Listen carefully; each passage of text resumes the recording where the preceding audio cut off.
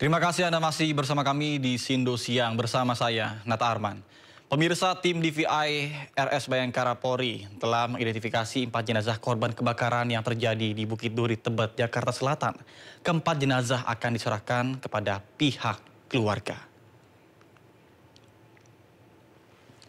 Kepala RS Polri Kramat Jati, Brigjen Pol Prima Heru menyampaikan bahwa proses identifikasi telah dilakukan melalui sidang rekonsiliasi oleh tim DVI.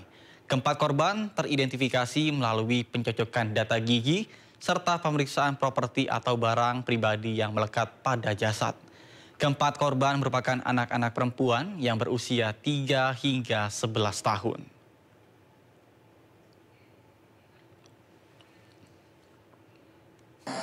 Telah menerima 4 kantong jenazah, kesemuanya dalam kondisi hangus terbakar. Jumlah korban yang dilaporkan oleh pihak keluarga sebanyak 4 orang. Hasil sidang rekonsiliasi memutuskan 4 korban yang dilaporkan telah teridentifikasi dengan rincian sebagai berikut.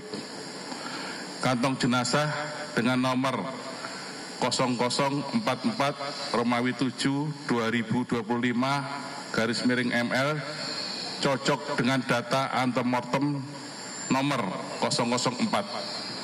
Teridentifikasi sebagai Putri Lavina, perempuan 13 tahun. Saya ulang lagi, 11 tahun. Teridentifikasi berdasarkan pemeriksaan gigi. Yang kedua, kantong jenazah dengan nomor 0045 Romawi 7 2025 ML cocok dengan.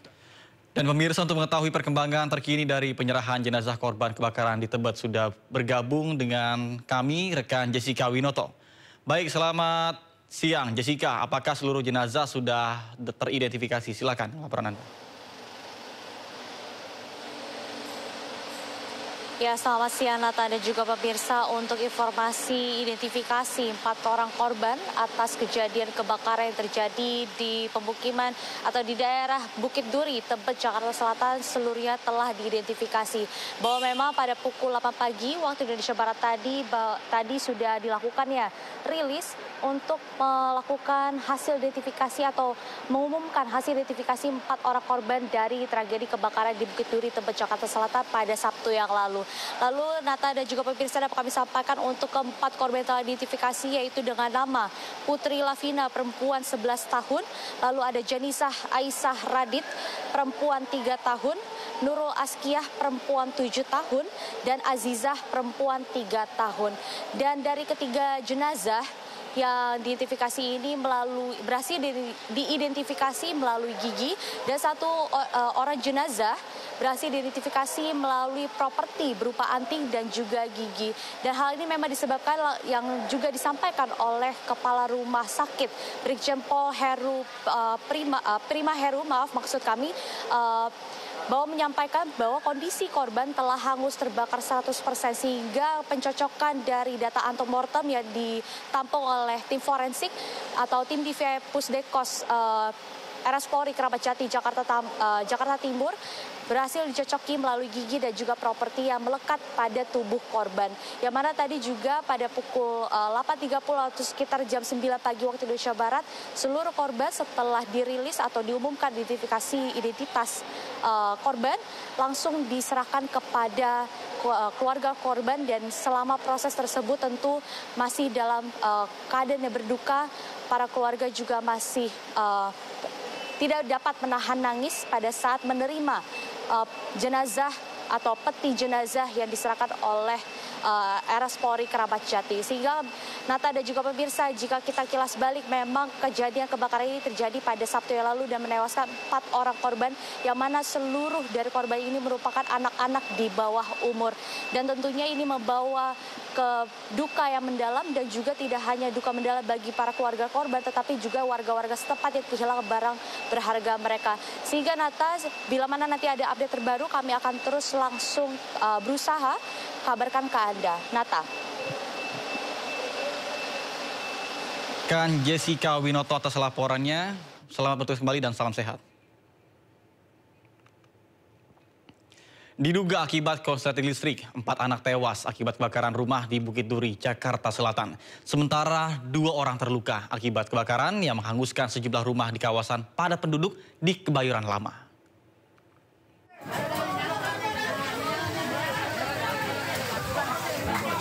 Kebakaran hebat melanda pemukiman warga di Kelurahan Bukit Duri, Tebet, Jakarta Selatan. Mirisnya, akibat kebakaran tersebut, 4 anak tewas di lokasi kejadian. 2 diantaranya merupakan kakak beradik yang terjebak kobaran api di lantai 2 rumahnya. Diduga kebakaran akibat korsleting listrik dari bangunan 2 lantai. Pasca kejadian, 24 warga mengungsi di tenda sementara milik BPBD.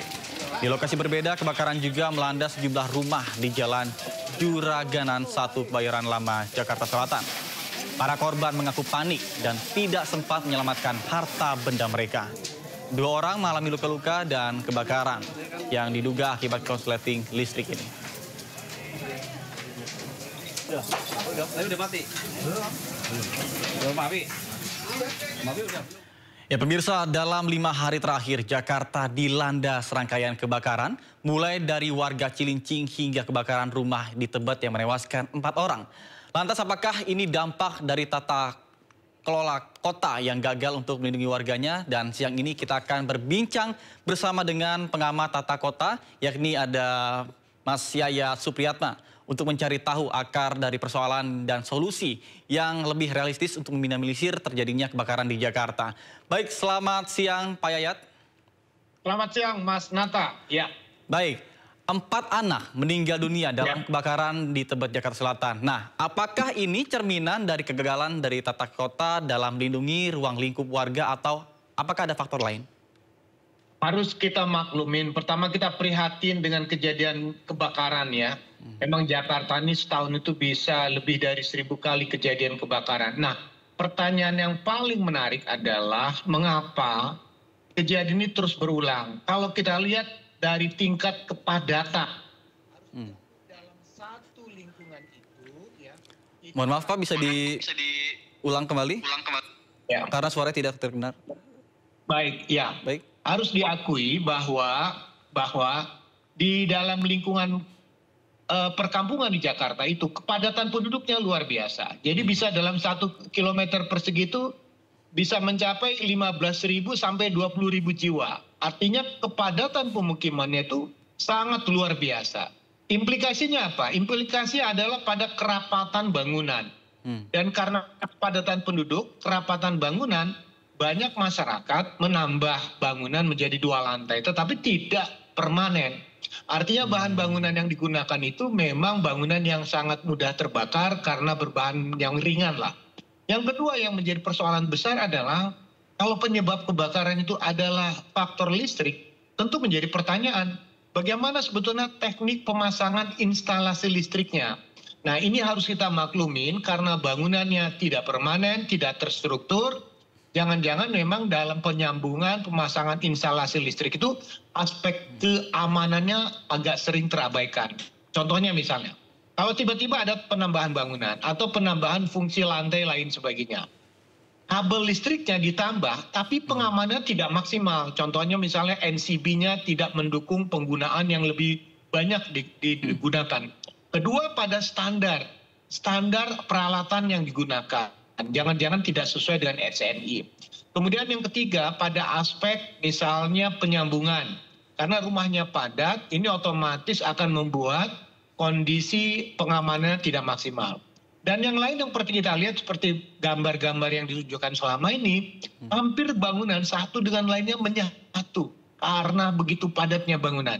Otomatis ini akan mempersulit kondisi evakuasi. Satu hal secara tata ruang harus diakui bahwa hampir sebagian besar kejadian kebakaran di Jakarta itu terjadi pada pemukiman padat kumuh. Dan bisa dimaklumin hampir lebih dari 1/3 wilayah Jakarta adalah kawasan kumuh. Artinya apa? Potensi kebakaran akan terus-menerus terjadi dan itu dibuktikan pada akhir-akhir ini. Dan satu yang menjadi catatan kita, ini saya juga menjadi catatan penting. Kejadian peningkatan jumlah kebakaran itu biasanya sangat meningkat pada saat masuk musim kemarau. Ini kita ketahui sekarang kan kita menjelang musim kemarau. Nah, ada kemungkinan, ya ini kemungkinan ya bisa terjadi saja, ketika suhu cuaca udara panas, itu ada peningkatan penggunaan peralatan listrik, apakah kipas angin, AC, atau penggunaan dispenser untuk dingin, untuk minum dan sebagainya. Dan penggunaan yang melebihi dari kapasitas kemampuan, katakanlah instalasi pendukungnya, ada kemungkinan itu memuai, panas, atau juga disebabkan peralatannya tidak mendukung instalasi yang ada.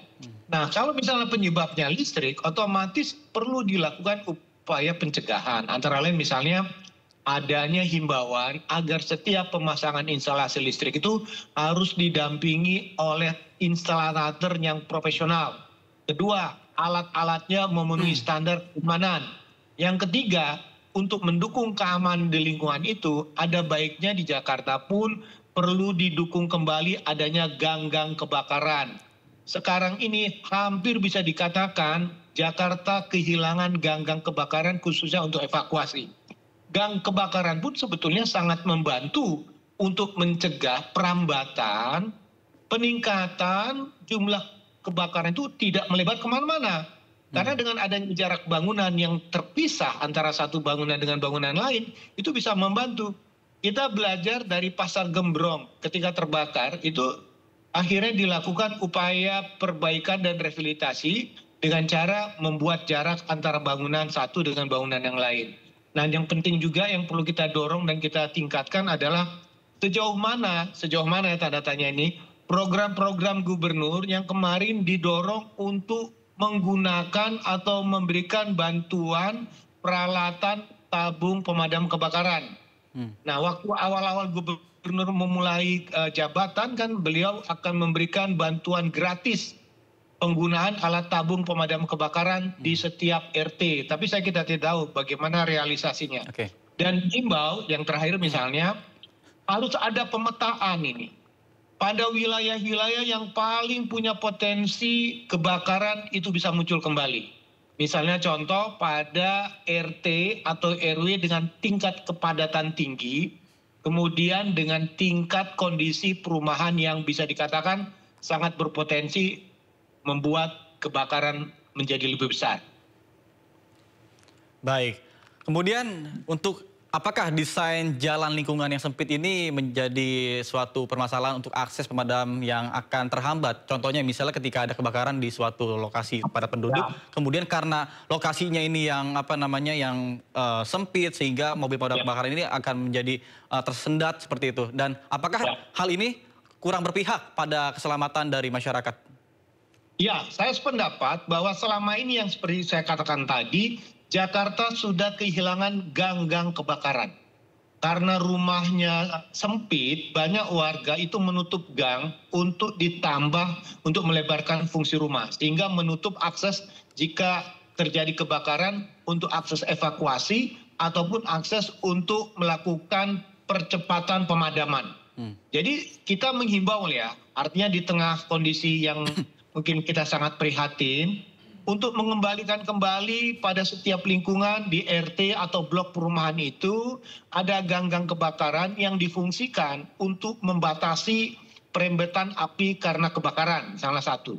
Yang kedua, membantu proses evakuasi supaya tidak panik. Dan yang ketiga, bisa mempercepat bantuan peralatan pemadam kebakaran untuk masuk ke lokasi. Harus diakui kadang-kadang lokasi kebakaran itu berada di tengah perkampungan. Sementara kendaraan pemadam kebakaran tidak bisa akses ke dalam. Sehingga itu memerlukan teknik tersendiri lah untuk menyambungkan semua selang pemadam itu untuk sampai ke lokasi. Baik, terima kasih banyak Pak Yayat atas informasi yang diberikan pada siang hari ini bersama kami dalam program Sindo Siang. Semoga keselamatan bukanlah dampak sampingan tapi menjadi inti dari tata kota yang manusiawi. Terima kasih banyak Bapak atas informasi dan waktunya. Selamat beraktivitas kembali dan salam sehat Pak. Salam sehat, terima kasih.